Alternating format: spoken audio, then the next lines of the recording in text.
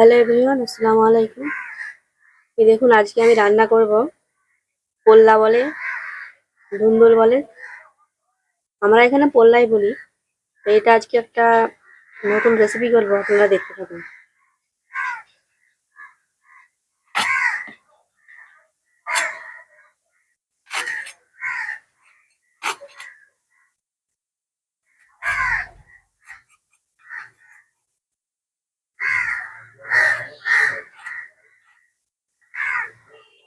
পোল্লাগুলো দেখুন আমি এইভাবে কেটে নিই।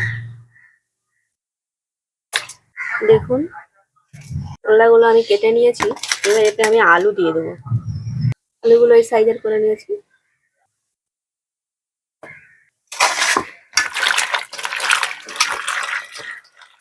সবজিগুলো হয়ে গেছে, এবার আমি একটা পেঁয়াজ কেটে নেবো।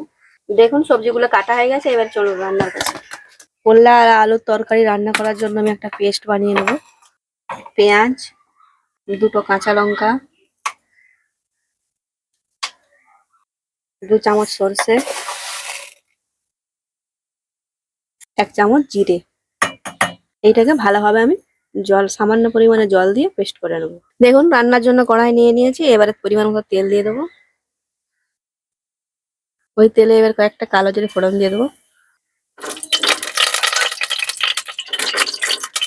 কালো জিরে দেখুন ভালোভাবে ভাজা হয়ে গেছে। এইবারে আমি যে পেস্টটা বানিয়েছিলাম সেই পেস্টটা দিয়ে দেবো।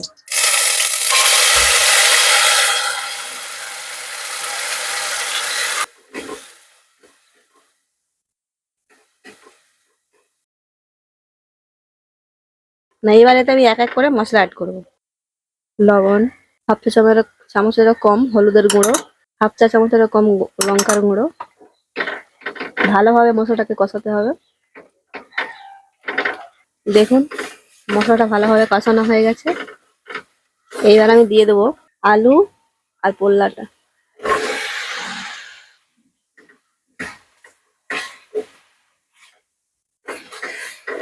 মশলার সঙ্গে ভালোভাবে কষিয়ে নেব। সামান্য পরিমাণে জল অ্যাড করে দেবো।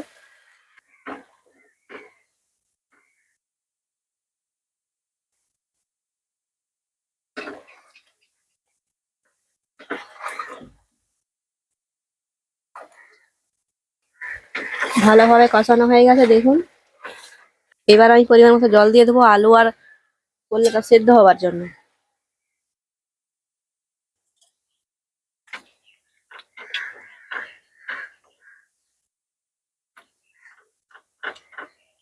ঢাকনা দিয়ে ঢেকে দিলাম। মিনিট 15 পর দেখুন ঢাকনাটা খুলে নিলাম। দেখুন, আলু সুন্দর সেদ্ধ হয়ে গেছে, পোল্লাগুলো সুন্দর সেদ্ধ হয়ে গেছে। আমাদের রান্না কমপ্লিট। লবণটা একটু দেখে নিই, সামান্য একটু লবণ লাগবে। দেখুন, আলু দিয়ে মানে পোল্লাগুলো এতটাই নরম যে একদম গলে গেছে। পোল্লা দিয়ে আলুর তরকারি একদম কমপ্লিট। যদি আপনাদের ভালো লেগে থাকে অবশ্যই কমেন্টে জানাবেন এবং লাইক কমেন্ট শেয়ার করে পাশে থাকবেন। আজকে এই পর্যন্ত, দেখা হচ্ছে নেক্সট কোনো ভিডিওতে।